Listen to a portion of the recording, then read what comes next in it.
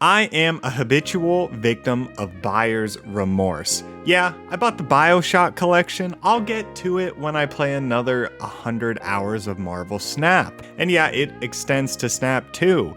Yes, I'm getting War Machine. I'll definitely play him more than twice, I thought. And I thought I fell into the same trap with Havok. He was such a dusty card. When people were trying him out to make him work, they would Viper him over. Yes, that was the throwback, but it was my excuse to flex my Viper variant. And after my Sage video, my brother sent me a deck list that was a little less gimmicky than trying to get Sage to 72 power. And this had been the most fun I'd had with a deck maybe in the last couple of seasons. And it featured Havok. Here's the deck list. My brother said he got it from Twitter, so I used my degree and did some investigative journalism. And I found out it was made by Snap Genius Safety Blade. So thank you, sir. You've sparked my love for not only Sage, but for Havok. So let's take a look at the list. It's a lockdown list where you're really only going for 2 lanes. Nebula and Jeff are in there because, well, they work with Professor X.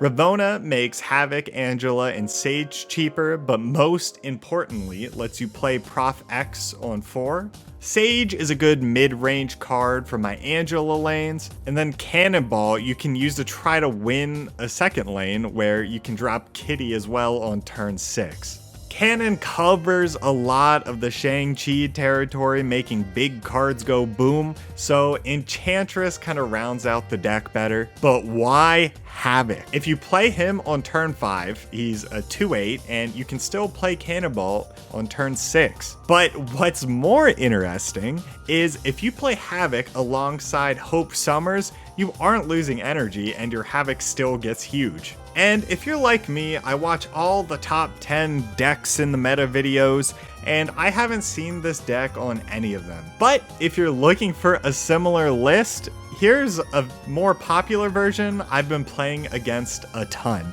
But okay, enough of the app session. I blocked off my entire Saturday to play this deck and this deck only. I started at rank 2000 and I play nothing but Havok, and I'm gonna see how far I can climb. Oh, yeah.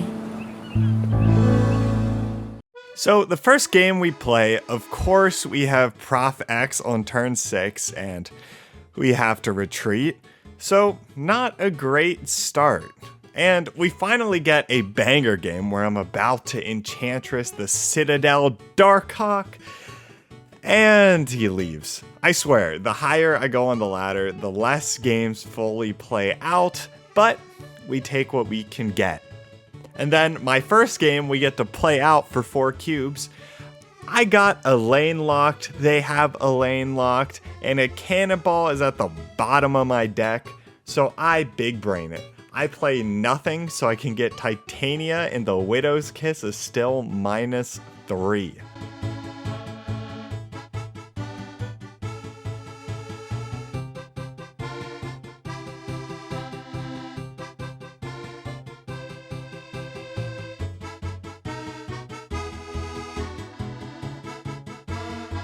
And yeah, that was a rough one. Regardless, something starts to click, and we just cook.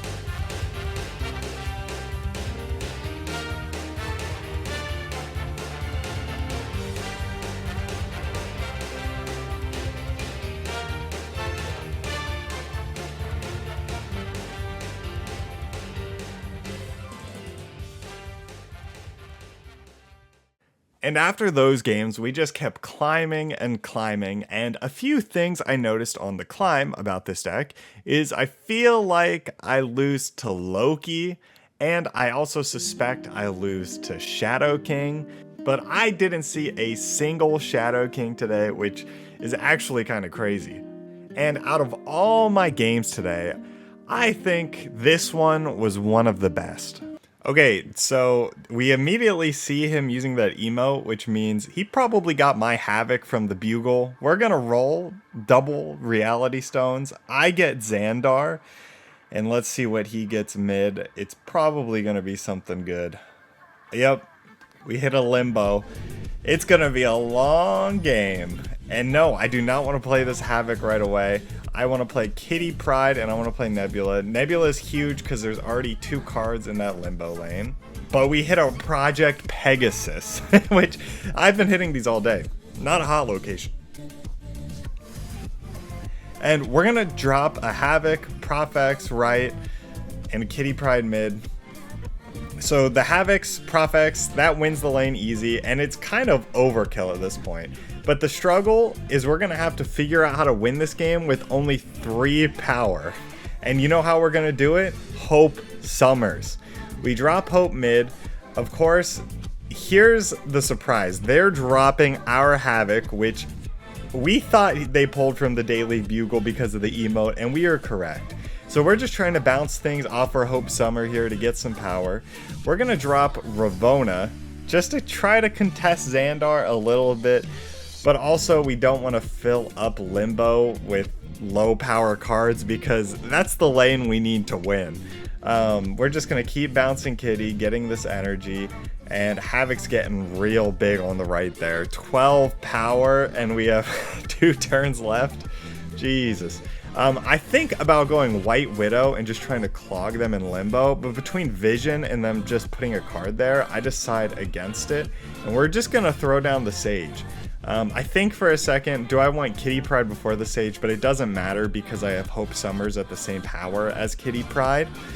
And we're just going to wing it. Let's see how big our Hope Summers gets. He drops Thanos, so he's locked in this lane. His Havok is going to get another 8 health, or 8 power rather, over the course of the game. So we still have to contest with that. But we have Cannonball. And I think he knows that. But we dropped Cannonball down for the game-winning play to get rid of the Havok, and he retreats. But this was a great game. Shout out to my opponent. Lots of fun. So the day comes to an end. I play Marvel Snap from like 10 a.m. to 5 p.m. and I go from the 2000s to rank 666. Which is a little spooky. I don't know if this is telling me something, but it's a better rank at least. And as the video title suggests, I just can't stop climbing with Havok. And I can't wait until the Sasquatch release because in those spotlight caches, I can get a Ravona and Havok variant, which I so desperately need. But that is going to be all for me. A TLDR, I think this deck is amazing and we haven't seen the end of Havok. And if you don't want to see the end of me, feel free to like and sub and all of that good stuff. I really appreciate all of the kind comments on my first video. But again, that's all from me. Thanks. Goodbye.